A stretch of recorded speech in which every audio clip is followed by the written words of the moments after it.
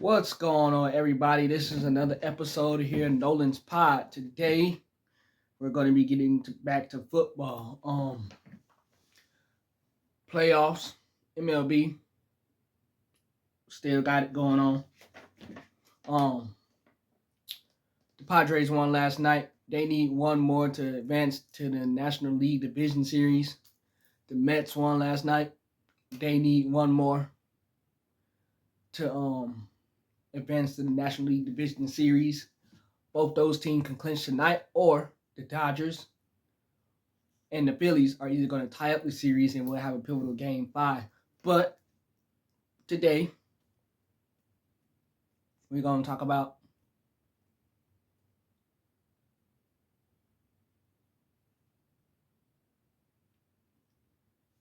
football. As I'm looking at something on TV right now. This hurricane is pretty bad. So that's what I'm looking at right now. Pray for the people in Florida. First and foremost, pray for the people in Florida that's impacted by these hurricanes, especially back to back. It's crazy that you see back to back. So definitely pray, check in on your loved ones, make sure they're doing okay during this time, during these hard times, and pray for the state of Florida because they need it right now as this hurricane hits them pretty hard.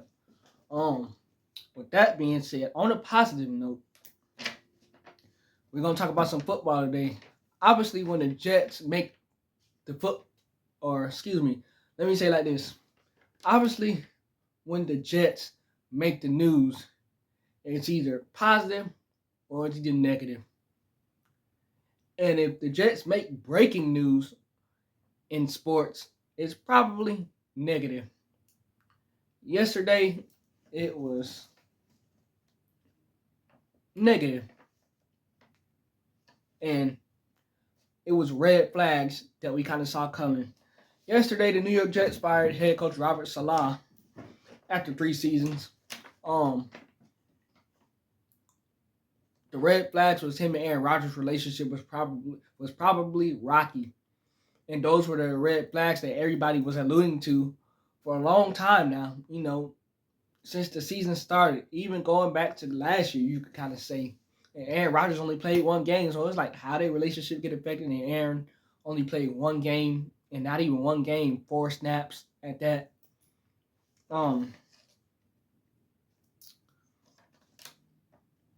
But this year especially, they're 2-3 through the first 5 games. Aaron Rodgers threw 3 interceptions in London, the game against Minnesota. And you're looking at Robert Saleh like, how is that Robert Saleh's fault that Aaron Rodgers threw 3 interceptions? Robert Saleh is known for his defensive ability to coach, not offense. So we say, we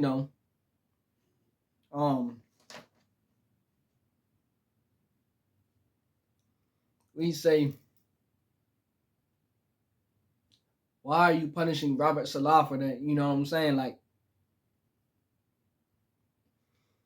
I don't feel good about this fight. Like, I'm processing it in real time and just thinking about, like, I don't feel good about this firing because, like I said, Robert Saleh was known before he even got this coaching job. He was a defensive coordinator of the San Francisco 49ers. They were a great defensive team during his time. They still are a good defensive team in the San Francisco 49ers. And Robert Saleh's not even there no more. So he's known for his defensive coaching ability. The Jets knew this when they went through the hiring process and hired this man. But the Aaron Rodgers' 3 interceptions, it falls on Robert Saleh because he's ultimately the head coach. So that's the unfortunate part of it. But if you're gonna fire Robert Saleh, Nathaniel Hackett should have went too. He's got to go too. Because the Jets are only averaging 18.6 points per game on offense. And that's under Nathaniel Hackett being the offensive coordinator. He should have went too. You don't fire Robert Saleh, Nathaniel Hackett should have went too. He should have went too. He got lucky in Green Bay that Green Bay was the team they was offensively because they had Devontae Adams, Allen Lazard, and all the other guys. He got lucky in Green Bay. Aaron Rodgers won 2 MVPs under him. So that's what's keeping Nathaniel Hackett alive. We seen when he went and got the head coaching job with the Broncos, and it didn't go well. He was fired after one season. So I feel like the offense isn't doing anything this year. Y'all not clicking. Y'all are rumored to try to trade for Devontae Adams, to make it better. And the offense is averaging the same amount of points per game this year through the first 5 games that they were all of last season. And you telling me you fire a guy that's not known for his offensive coaching ability, but known for his defensive coaching ability, and you still have Nathaniel Hackett as the offensive coordinator because that's quote-unquote Aaron Rodgers' guy, and he's not gone either.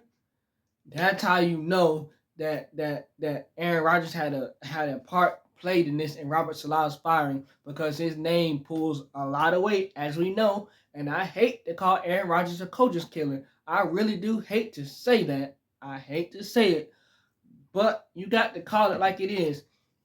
Nathaniel Hackett is Aaron Rodgers' guy. They have struggled offensively all year, and he's not fired too, but Robert Saleh is. Come on now. The red flags are right there. Yesterday, ESPN showed a clip of obviously the Jets got a touchdown or something, and ESPN just showed the clip of the sideline. They didn't show what the play happened, but they did something. They did something spectacular offensively, and ESPN showed the clip. Robert Saleh tried to dab up Aaron Rodgers, and when he dabbed up Aaron Rodgers pushed him away. Like, get off me, coach. Like, what you doing? We ain't supposed to be celebrating right now. Get off me. As Robert Saleh tried to dab him up, Aaron Rodgers pushed Robert Saleh. That's a red flag right there. You don't see that between a coach and a quarterback. That was a red flag right there. The relationship was not great. That was a red flag right there. Right then and there. I seen that clip on ESPN yesterday. I said that was one of the many red flags that went on. But their relationship was rocky. They tried to hide it the best they could, but you know how Aaron Rodgers is. Aaron Rodgers, he gets on these media shows, Pat McAfee, and these podcasts, and he talks, and he's gonna keep it real. He's gonna keep it real, even when he should. I don't like to say lie, but even when he should lie, he keeps it real and he tells the truth when he shouldn't get that far and that deep into it. So that's how we knew that his relationship with Robert Saleh was not the best. They didn't have the best relationship, and that's why Robert Saleh is gone. Like I said, Aaron Rodgers played a bad game Sunday. He threw 3 interceptions. How is that Robert Saleh's fault? Well, he's obviously the head coach, so that obviously falls on him. I can't blame this stuff on Robert Saleh because his 3 years as the Jets head coach, you drafted Zach Wilson, number 2 overall pick in the 2021 draft. So in 2021, Zach Wilson makes 13 starts. Mike White makes 3 starts. Joe Flacco makes 1 start. That's in 2021. Those were your quarterbacks for the Jets in 2021. 2022, same thing, just a different amount of starts. 2022, Zach Wilson makes 9 starts. Mike White makes 4 starts. Joe Flacco makes 4 starts. 2023, Zach Wilson makes 11 starts because Aaron Rodgers got hurt. So Zach Wilson makes 11 starts. Trevor Siemian made 3 starts. Tim Boyle made 2 starts. So far in 2024, Aaron Rodgers has made 5 starts. They're 2 and 3. Do you guys even know who in the world? Obviously, I do, but I'm asking you guys. Do you guys know who in the world Trevor Siemian and Tim Boyle is? Obviously, we know if you watch football and you know sports like I do, you know Trevor Siemian played with the Broncos. But a lot of people are not familiar with Trevor Siemian. They're not familiar with Tim Boyle. They're not familiar with Mike White. And to keep it 100, nobody cares about Joe Flacco anymore because this is not the Baltimore Ravens. And Joe Flacco's old. But he still led the Cleveland Browns to the playoffs last year. virtually the same team, and you got Deshaun Watson now, who's just stinking it up. That's another story for another day. Not even getting into that. You don't want me to get into that. You really don't. So, with the Jets, Zach Wilson, Mike White, Joe Flacco, Trevor Siemian, Tim Boyle. During Robert Saleh's 3 years, and you fired Robert Saleh, and y'all have mediocre quarterbacks. Y'all have Aaron Rodgers. Y'all are 2-3 through the first 5 games. Those quarterbacks are nothing besides Aaron Rodgers. During Robert Saleh's tenure with the Jets in his 3 years, and he gets fired, that's the unfairness that I'm talking about right there. That's what I'm talking about right there. The unfairness of it. That's unfair. Come on. Really? He had mediocre quarterbacks. Mediocre. That's not his fault. Come on. That's not his fault. During his tenure, the Jets defense was one of the top defenses. The Jets defense during Robert Saleh's tenure in 3 years always kept the Jets in the game. They always kept the Jets afloat. It's not Robert Saleh's fault that the offense stunk that bad and the quarterbacks that he had that nobody even knows. Zach Wilson was a huge miss. He was a huge miss, and he was in the wrong situation from the get-go. We know that. Throwing Mike White in there, what that's going to get you? Throwing Joe Flacco in there, what's that's going to get you? Throwing Trevor Siemian and Tim Boyle in there, what is that going to get you? That's not Robert Saleh's fault. That's not his fault. He didn't have a quarterback. He has a quarterback. Y'all 2-3 to the first 5 games. He gets fired because of their relationship was not the best. It's not so much that their record was 2-3. It's that Aaron Rodgers does not like that man. It's clear as day he did not like that man. Whoever the next Jets head coach is going to be, Aaron Rodgers is going to have a lot of input on it. And it's going to be somebody that Aaron Rodgers likes. But to put this on Robert Saleh, Nathaniel Hackett should have been up out of there too. He should have been up out of there too. That's what I'm telling you. I hate to call Aaron Rodgers a coach's killer, but they're doing the same thing and averaging the same amount of points a game that they did last year, and you have Aaron Rodgers this year. Why is Nathaniel Hackett not out of there either? The other thing that made me mad yesterday was Robert Saleh was escorted out by team security. Didn't get a chance to address the team or tell the team that he was fired. They escorted him out. He was the head coach of our football team. Let him address the team and tell his own players that he's fired, that he's relieved of his duties. Really, Jets? Y'all pull that? That's why y'all such a poverty organization right now, because y'all doing stupid stuff like that. Come on.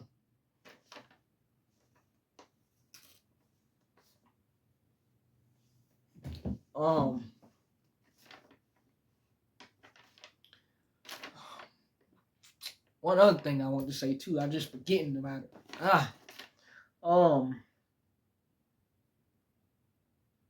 Yes, the Jets defense, sources were saying that the Jets defensive players were shocked by Robert Saleh's firing. You know why they were shocked by his firing? Because his 3 years there, as I mentioned to you guys, were phenomenal.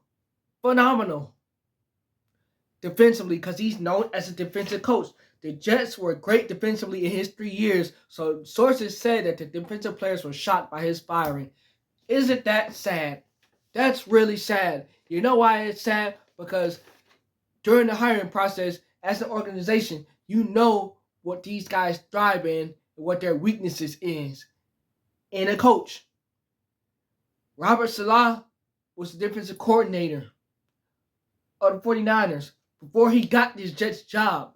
So y'all know his specialty was his defensive coaching ability. That's why the defensive players for the Jets were shocked by his firing, because he calls defensive plays like no other. And he's good at doing it. And the Jets defense was always good during his tenure as the head coach. That's why they were shocked by it. You got it now? The next job that Robert Saleh gets, it should be as defensive coordinator. That way he doesn't have to worry about coaching a team altogether. It's just defensive coordinator. He did not deserve to get fired. Aaron Rodgers played a huge part in it. It's no secret. That's no secret. Even a dummy could figure that out. That's all I got to say about that. The next thing I want to talk about is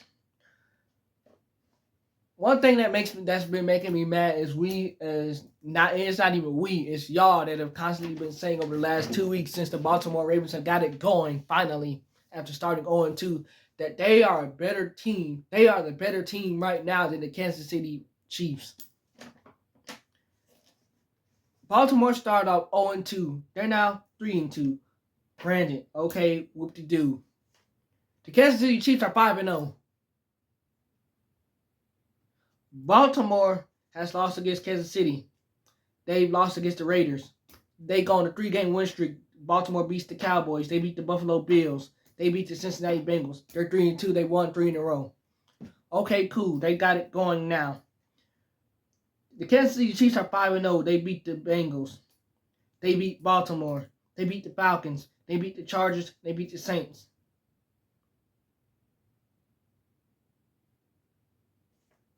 Okay, cool. Baltimore is not the better team, and I'm going to tell you why. Baltimore is great defensively. We know that. They've always been that way. Baltimore is not the better team because offensively, yes, they got Derrick Henry. Yes, they're running the ball. Defenses are having nightmares trying to decide if Derrick Henry is going to get the ball to run it, or Lamar Jackson is going to keep it and run it, or if Lamar Jackson is going to throw it. Opposing defenses are having nightmares about that. Rightfully so. That's granted. Okay, cool. This is the regular season, right? Right. So, ever since Lamar Jackson has been drafted, what goes on in the playoffs? Somebody raise your hand and tell me what goes on in the playoffs when Lamar Jackson flips the script to January. Raise your hand. What goes on? As much as I love Lamar Jackson.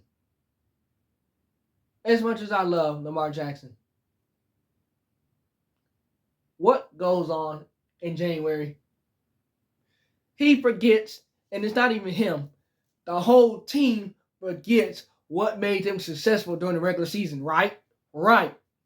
Let's keep it a buck. Let's keep it 100. The whole team forgets what made them successful during the regular season. They forget about running the ball, right? And they start trying to pass. Remember last year during the AFC Championship game?